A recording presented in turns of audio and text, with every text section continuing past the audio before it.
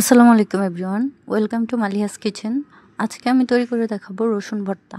রসুন ভর্তা করতে আমাদের যা যা লাগবে, এখানে আমি রসুন নিয়েছি, শুকনা মরিচ, পেঁয়াজ কুচি, ধনেপাতা কুচি। এখন একটা ফ্রাই প্যানে কিছুটা সরিষার তেল দিয়ে রসুনগুলো দিয়ে দিব। তারপরে রসুনগুলো নেড়ে চেড়ে কিছুটা ভাজা ভাজা করে তারপরে সিদ্ধ করে নেব।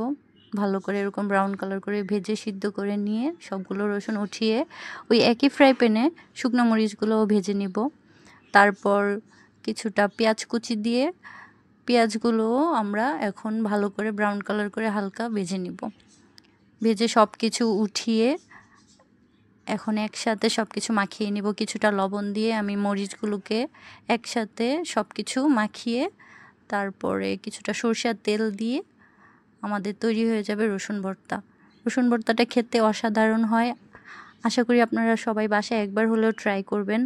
আর আমার রেসিপি যদি আপনাদের কাছে ভালো লেগে থাকে, অবশ্যই আমার চ্যানেলটিকে সাবস্ক্রাইব করে একটা লাইক দিয়ে পাশে থাকবেন। আর এরকম নতুন নতুন ভিডিও দেখার জন্য আমাকে সবাই সাপোর্ট করবেন। আসসালামু আলাইকুম, সবাই ভালো থাকবেন, সুস্থ থাকবেন।